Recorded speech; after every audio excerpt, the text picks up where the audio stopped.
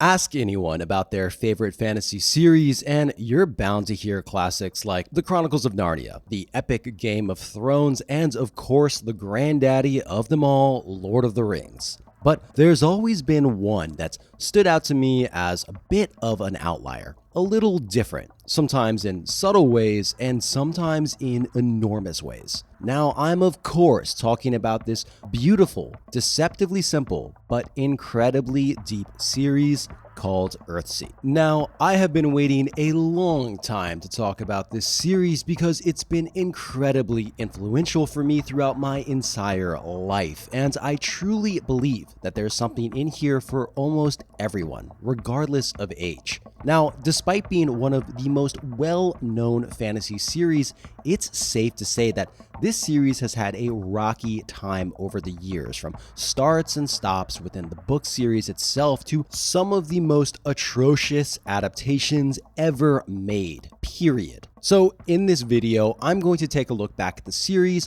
what makes it so incredible, and the checkered history it's had over the years, and we'll spend some time speculating about its future to explore whatever happened to Earthsea. Hi everyone, my name is Otto and welcome to Exits Examined. We'll be exploring series, franchises, and more after their prime time has seemingly come to an end. If that sounds good to you, there's a like and subscribe button below. Now, the Earthsea series, well, this one's a bit of a journey. The first book came out way back in 1968, while the last book didn't hit shelves until 2001. Now, that's almost 40 years across 6 books, which is insane to anyone aside from maybe George R.R. Martin, and sorry if that's a cheap shot, but the point I'm trying to make is, where do you even start with something like this? Well, I think we have to start with what the series is named after, Earthsea, and as a setting, it's incredible. Earthsea was born when Ursula K. Le Guin sat down and, quote, drew a big map with lots of islands she knew nothing about. Now, Le Guin, for those poor souls who don't know, is of course an absolutely visionary author celebrated for her boundary-pushing science fiction and fantasy, and in Earthsea, she envisioned a world with a whole lot of ocean, with a healthy scattering of some islands. It's kind of amazing how this simple change of setting in a fantasy world to an archipelago completely changes the entire feeling. Now, obviously, if you're living on one of these islands, you can imagine to get around, sailing is a pretty handy skill to have, and Le Guin does not skimp on the details. We learn about tacking lines and patching leaks, and this fascination with the mundane pervades all of Earthsea and just really grounds the setting. That's not to say that this is your everyday vanilla world here. Oh no, this is a world with secrets and magic and terrors like building-sized dragons and unspeakable evils in ancient tombs. But even these elements are different from your standard fantasy fare. Magic, for example, is based on words, and knowing someone or something's true name can give you incredible power over them, so most people only give their true name as a sign of the utmost trust. Now, Le Guin's father was actually a pretty big deal in the anthropology field at the time, and using this as an inspiration, she crafted a world where diversity and culture are key components. Our main hero, Ged, like most people in the setting, is dark-skinned, and in fact, the only light-skinned people are the Kargat Empire, a pretty unpredictable and, between you and me, largely violent people, which is yet another good inversion of tropes. But Le Guin doesn't spend a ton of time harping on this point. It just kind of is, which is amazing because we have to remember that the first book was written in the 60s, so this was way ahead of its time. And speaking of influences, you can see a fascinating mix of Taoism, feminism, and even Carl Jung thrown in here. So the thing that's so cool and a little bit scary to some people is that each book in the series is insanely, radically different from one another. So I think it's important to spend some time with each one individually. I usually wouldn't do this, but the thing is, I really don't think we can appreciate the magnitude and the sheer risks and the uniqueness of this series without doing so, because all the books are so insanely different, while still somehow being the same, and I promise I'll explain how that's possible, but there's a ton to go over, so let's get started. And heads up, there will be spoilers here, so if you want to skip that, just check out the timestamps below. A Wizard of Earthsea released in 1968 and starts on the humble island of Gaunt in the vast archipelago of Earthsea. We meet Ged, who's born with a natural gift for magic, and boy does he know it. He's headstrong and arrogant, and he eventually studies at the famous wizardry school in Roke Island. There, in a moment of reckless pride, he unleashes a dark shadow upon the world, which endlessly pursues him to the ends of the earth, and it only has one singular focus, that being which to utterly ruin him. And this is the real heart of the plot, and at times Ged runs from the shadow, and at other times he sets out to fight it. Now you might think to yourself, okay, this is just another classic good versus evil coming of age story, but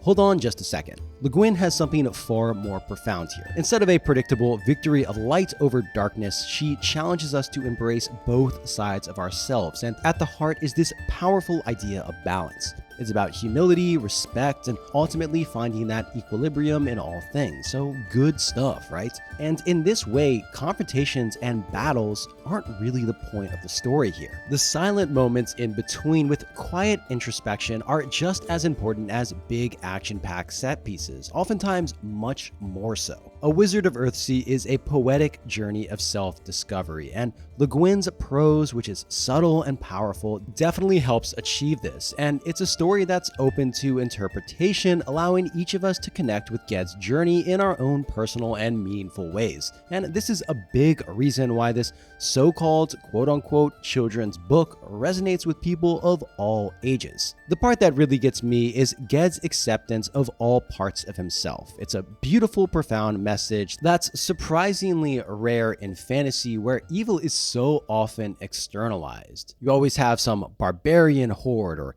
evil sorcerer, but here it's a little bit more complicated, which I love. Also, can we just talk a bit about how Harry Potter is secretly just a copy of Ged? Wizard school? Check. Scar on face? Check. Rich kid rival? Check. But this does actually bring up a good point, which is how enormously influential this book would go on to be within fantasy, and how do you even follow up on something like that? Well, this is where the series takes it to the next level. For me, the moment I realized just how incredible, groundbreaking, and deliciously risky the Earthsea series was the moment I put down the second book in the series, The Tombs of Atuan, released in 1970. In The Tombs of Atuan, we meet Tanar, a young girl who's had everything stripped away from her. Her home, her family, and even her name, and brought to the most remote possible desert temple to serve as high priestess to some pretty dark and terrible powers. Just bad news all around. While you might say to yourself, well, high priestess, that sounds like a pretty cushy job, Tanar's domain is a dark, and I repeat, dark tomb filled with forgotten treasures, prisoners, and powers. Now, imagine the most dark place you've ever been to in your life. For me, it was when I got lost in a forest after sundown, and I couldn't even see my own hands. Now, imagine that amount of darkness and triple it. So, not the greatest job in the world, but worse than that, even from the start, Tanar's life is defined by a lack of agency. She's been chosen, not asked, and her very identity is taken from her. Tanar's personal decisions seem inconsequential, and as we watch, Tanar does grow in power, but as Le Guin explains it, it's power over, not power to. Now, if you haven't read the books, you might be wondering the same thing that many readers probably asked back in 1970. Well, where the heck is our boy Ged? Well, he's here, but he doesn't make his grand entrance until a good chunk of the book is over. Ged, the Wizard of Earthsea, meets Tanar while on a mission deep within the tomb. Now, Tanar initially sees him as an enemy, an intruder, and even a thief, but Ged responds only with respect and humility. You get the sense that he understands the darkness within her because he's wrestled with his own shadow. Their encounter awakens something in Tanar for the very first time: wonder, conscience, and a connection to another human being. And in a pivotal moment, Ged gives Tanar her true name and reveals his own, which, remember, is an act of profound trust in their world. And this sparks a turning point.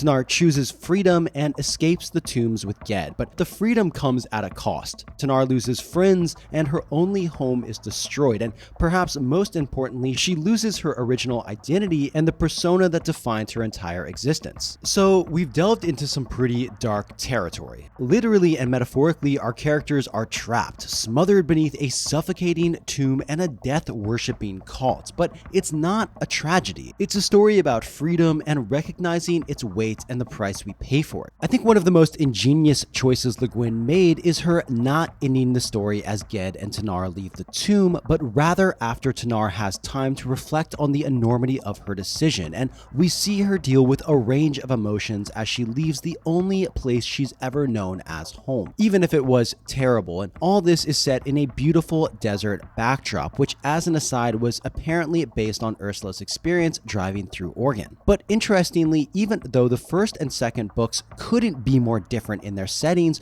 the core conflict remains internal. The Tombs of Atuan, just like The Wizard of Earthsea, is at its heart a coming-of-age story. Now, all of this is fascinating stuff, but there's even more to dig into. A key element in The Tombs of Atuan is its underlying feminist undercurrent. In Tanar, Le Guin crafts a character who defies expectations and shatters traditional fantasy tropes. Tanar isn't some damsel in distress or a princess in the tower waiting to be rescued. She's the driving force of her own story. She sacrifices everything she's ever known, and it's through her strength they escape the tomb. She is the one who acts. This is especially cool when you consider that Ged, the central hero of the previous books, takes a backseat here. He becomes the catalyst for Tanar's growth, but her journey is undeniably the focus. The Tombs of Atuan has a tight and focused narrative with incredible character development considering its length. It's kind of amazing the transformations characters make just within 100 pages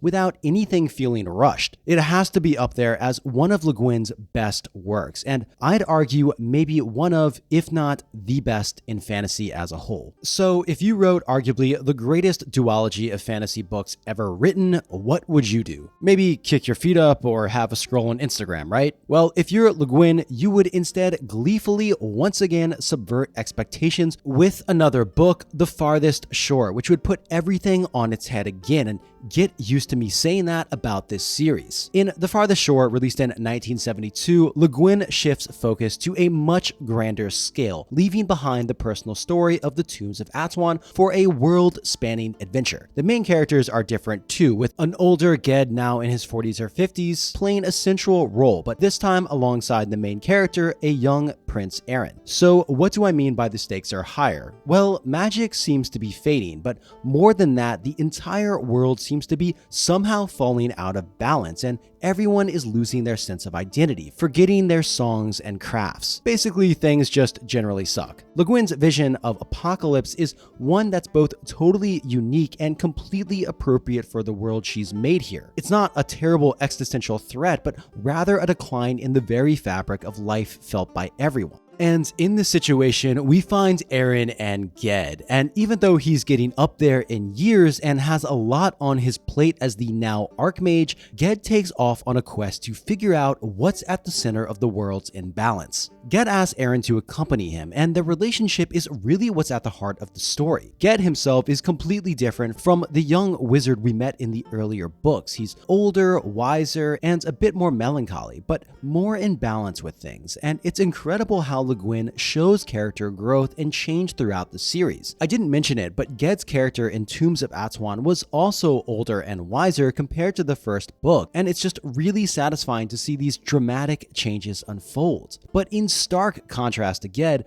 we have Aaron, who's got a bit of hero worship for Ged and impulsive like Ged was when he was young, but his admiration for Ged is tempered by a growing unease as they draw closer to the source of the darkness. And like its predecessors, The Farthest Shore is at its core a coming-of-age tale. However, it grapples with profound themes of loss and the search for meaning in a world where purpose seems to have just vanished. This exploration of existential crisis set against the backdrop of a dying world is what makes this novel so powerful and resonant. And even here at the very ends of the world, faced with pure wrongness, with the stakes never having been higher, the climax still isn't about some grand wizardry or epic battles. The focus remains squarely on Ged and Erin's belief and confidence in themselves and with one another. One of the final battles, if you can even call it that, is more a debate than anything else, which again just surprisingly elevates the scale and stakes of everything, if that makes sense. And this is one of those things that Le Guin does within the series that just makes it all so unique. Okay, so before we move on, I've beat around the bush long enough, and we have to address the seemingly insane publication timeline of the series. So this series is often split into two groups. The first three books we just covered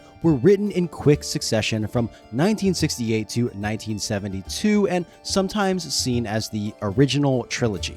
Nearly 20 years later, Le Guin wrote a fourth book, Tahanu, in 1990 and followed it with Tales from Earthsea and The Other Wind in 2001. The latter three books are sometimes referred to as the second trilogy. Now, apparently, Le Guin had never intended to write a sequel all the way back in The Wizard of Earthsea, and the farthest shore definitely feels like an end. But the fourth book, Tahanu, feels more like the real end of the series, which is kind of hilarious because it's not even the end.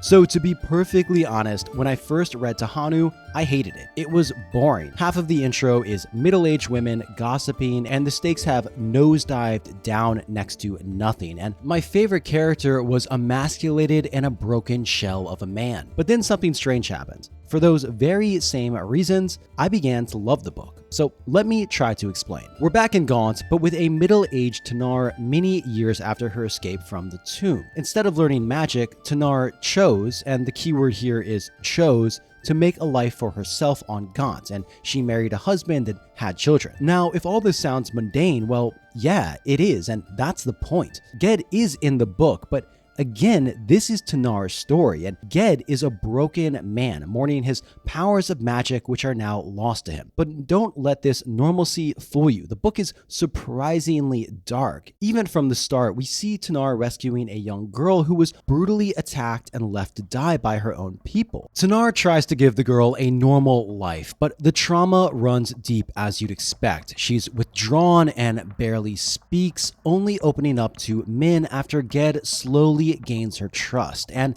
that journey is rough. The last few chapters in particular have some seriously disturbing scenes of cruelty that might leave you feeling a bit unsettled. But Tahanu's depiction of violence stands apart from the typical fare seen in much of today's fantasy and TV. It's not gratuitous, but instead employed with meticulous intent, making its impact hit all the harder for it. Now, a ton of people see Tahanu as a feminist deconstruction of the worlds of Earthsea, as it challenges almost every possible fantasy trope we're used to in very confrontational ways. The main character isn't your typical hero. She's a middle-aged widow who's ditched fame and magic for marriage. The book digs into what society expects of women and their power or lack of it, and their relationships with men. It even calls out the biases we all have, including ones from earlier books. But the way Le Guin weaves these themes into the story is just nothing short of masterful. The writing itself is slow and atmospheric.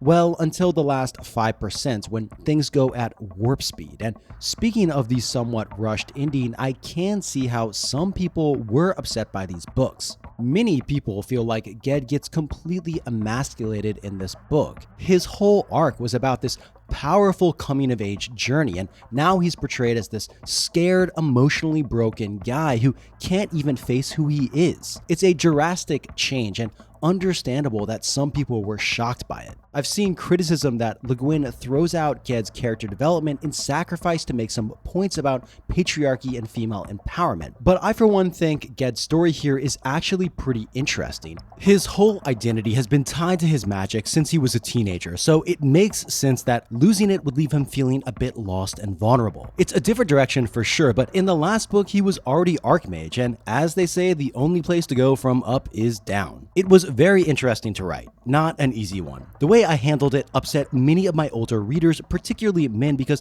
they saw it as a feminist statement and were alarmed. They perceived it as kind of a betrayal because my hero Ged had lost his power, and a male hero who had lost his power was degraded in some people's eyes. It was a radical revision from within of my whole enterprise in writing, and for a while I wondered if it was going to silence me. But I think if I hadn't gone through with it and learned how to write from my own being as a woman, I probably would have stopped writing. Now, originally the subtitle for Tahanu was The Last Book of Earthsea, and in a move which at this point should have surprised no one, this was of course not the last book of Earthsea. In fact, not even close. Now, please don't be shocked, but could you guess that Le Guin's next book, Tales of Earthsea, was again something totally different from the previous books, and was instead a collection of short stories that basically fills in some gaps and adds new layers to the world of Earthsea. Now, I know some people might skip this one, thinking it's just side stories, but trust me, it's definitely worth your time. We get glimpses into different stories and meet new characters and learn more about the world. It's basically like the Silmarillion for Lord of the Rings, and personally, I found these stories fascinating. They offer different perspectives from the main novels, and one of the highlights for me was the story of Dragonfly, which is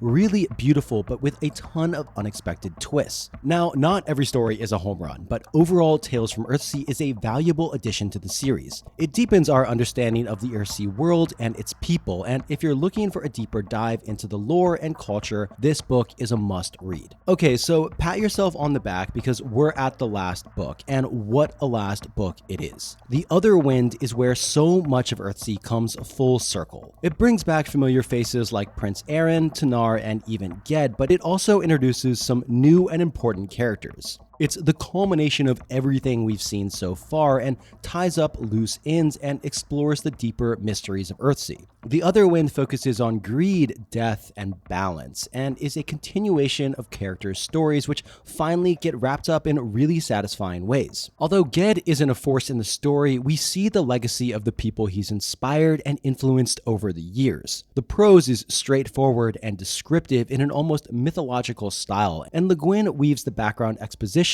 and context into the narrative in a way which doesn't really distract from the main story. The ending is ultimately hopeful. It's about accepting change, letting go of the past, and embracing the unknown. It's a fitting conclusion to the Earthsea series, and you really have to admire how neatly Le Guin closes out the series and ties everything together, despite the fact that the series was never even supposed to be this long. So there you have it. That's all of Earthsea. Now, I've never encountered a series that so boldly, almost aggressively reinvents itself from one book to the next. It's constantly shifting and changing, but somehow at its core, it's one cohesive series. One moment you're swept away on a classic coming-of-age quest, and the next you're immersed in what seems like a domestic drama. It's almost crazy. I mean, imagine if The Two Towers was told entirely from Arwen's perspective in Rivendell. But this variety is precisely what keeps the series so fresh and engaging. And amidst all this, Le Guin manages to maintain consistent threads, the importance of balance, and the challenges of coming in age. And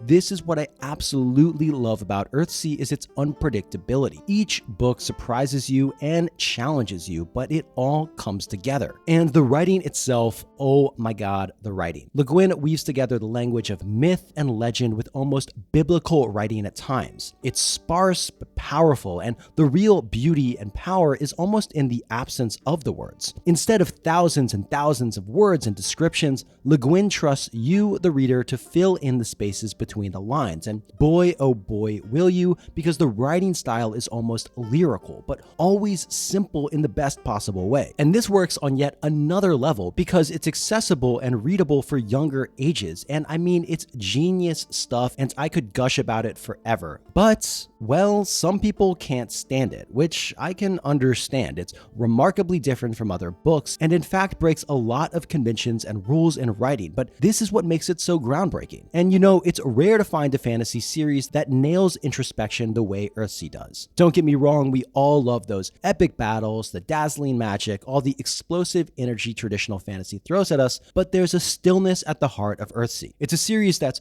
far more interested in the personal journeys, and this somehow elevates the entire scale in a way that battle scenes could never do. And other people took notice of this. If you take a look around, Earthsea's impact on literature over the last 50 years is undeniable. Some even say that Le Guin popularized the whole magic school trope long before Harry Potter was a household name. But beyond that, you can see Le Guin's influence everywhere, from world building to, of course, the magic system, which I'm pointing my finger at you, Aragon.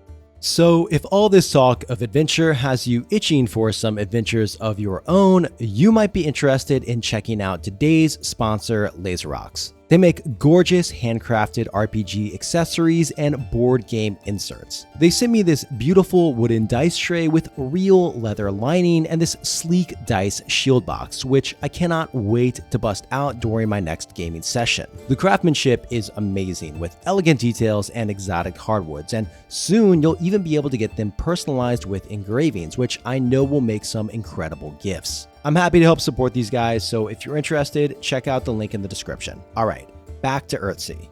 So you're probably thinking this is all good stuff, right? An amazing series and one that's inspired a ton of authors. But that's only one half of the story, because we have to talk about the other side of the coin and look at the adaptations. And oh boy. Now, it's probably not a hot take to say that the Earthsea miniseries is not exactly the shining gem of the franchise or adaptations as a whole. In fact, it's as far away from that as possible, so let's get into all that's wrong with it. The miniseries was made for TV, and it shows. Now, I get that this was done in 2004, but I'm pretty sure they just ran out of budget and asked the random guy one table over at Cracker Barrel to do the CGI, because wow, I've never seen anything like it. The dialogue too is just a thing of meme beauty, and I'm pretty sure at one point the actor who plays Ged's father literally just stumbles a line and they just ran with it, which I've never seen before. But it's not just the overall production value, the whole structure is just off. They tried to cram a Wizard of Earthsea and Tombs of Atuan into one story, and just like in the Artemis Fowl movie, it ends up feeling way rushed and disjointed.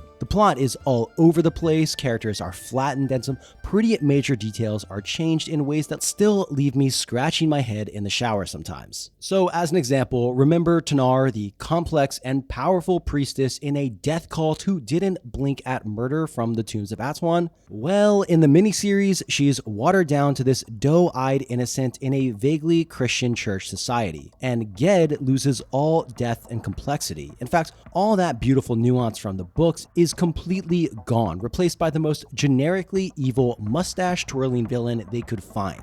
I guess he's supposed to be the God King, but it gets really weird when the climax is literally a sword fight between him and Ged. Now, it's not all bad. There are some genuinely hilarious moments, mostly thanks to some over-the-top acting. And on top of all of that, there are some bizarre changes, like making Ged work at a blacksmith instead of a goat herd, but others are just head-scratchers, like why switch his real name and his everyday name? So in the movie, everyone knows him as Ged, and Sparrowhawk is his true name. It's just weird, right? And of course, one of the most egregious changes was the general whitewashing. Ged and all the wizards from the school are white, which is a big deal because diversity was crucial to the world building in the original book series, and you can best believe that Mama Ursula was not happy. When I looked over the script, I realized the producers had no understanding of what the books are about and not interested in finding out. All they intended was to use the name Earthsea and some of the scenes of the books in a generic McMagic movie with a meaningless plot based on sex and violence.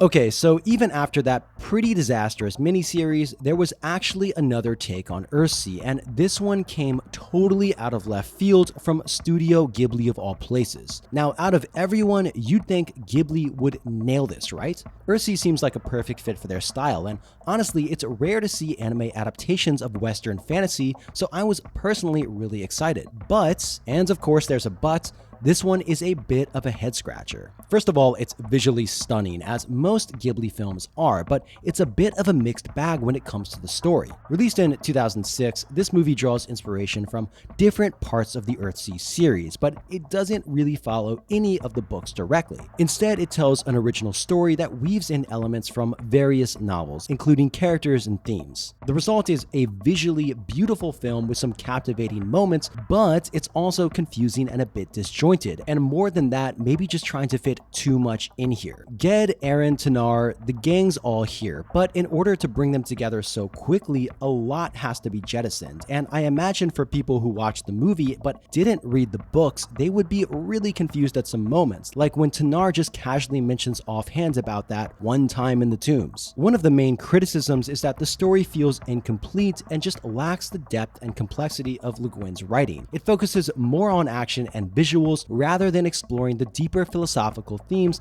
that makes Earthsea so special. And even though it features iconic characters like Ged and Tanar, they feel somewhat one-dimensional and just don't quite capture the essence of their literary counterparts, and this is not helped by the inconsistent pacing.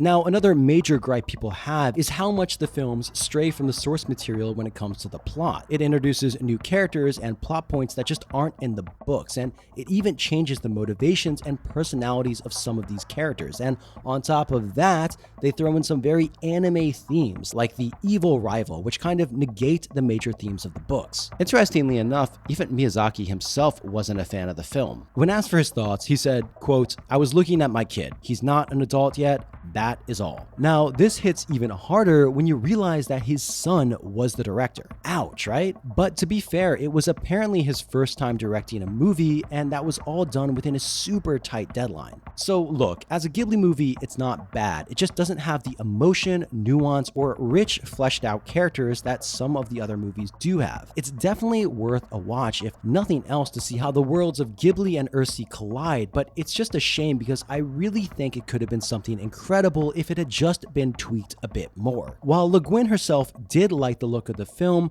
she again was not happy with its change of direction of the book's moral. Evil has been comfortably externalized in a villain, the wizard who can simply be killed, thus solving all problems. In modern fantasy, killing people is the usual solution to the so-called war between good and evil. My books are not conceived in terms of such a war and offer no simple answers to simplistic questions. So after these disappointments to Le Guin, you get the feeling that she was just done with adaptations, and that was the last Earthsea adaptation aside from a smattering of radio dramas in the 90s and 2010s. And Earthsea is unique in the lack of adaptation it has compared to most other fantasy settings, and this is a shame in a way. I mean, it's a setting that practically begs for an open world exploration game where you could island hop, learn spells, and maybe even chat with some dragons. Now, I personally think a Zelda-style Wind Waker adventure with the magic system of Dragon's Dogma sounds awesome, right? I'd even take a Skyrim mod or something because just writing this is getting me so excited.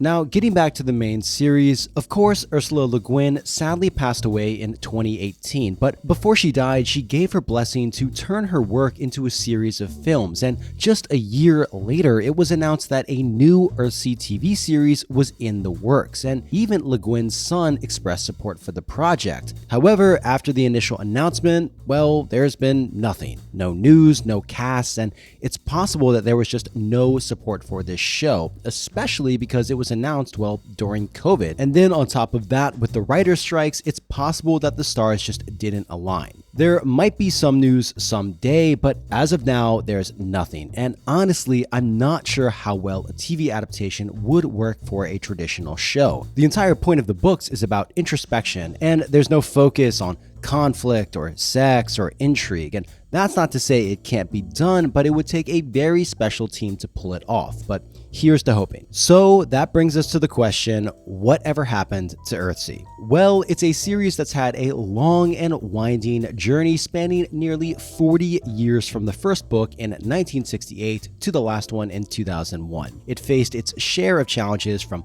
clashes over cover arts to the highs and lows of adaptations, but even despite all of that, Earthsea's legacy endures and remains a testament to Ursula K. Le Guin's visionary storytelling. Its unique blend of fantasy, Taoism, feminism, and introspection continues to resonate with readers and probably will for a very, very long time, as it deserves. Earthsea holds a special place in the hearts of those who've experienced it, and I know it was such a joy for me at least to dive back into this incredible world. And so remember, in the words of Earthsea, to light a candle is to cast a shadow. Thank you so much for watching. I really appreciate all the help and support as I get this channel off the ground. If you want to do more to support me, you can check out my Patreon link in the description below. And by the way, huge shout out to my patrons. You guys rock. If you ever have any suggestions about what you want me to cover next, please let me know in the comments. It's always really interesting to hear what you have to say. Thanks again, and I'll see you next time. Bye.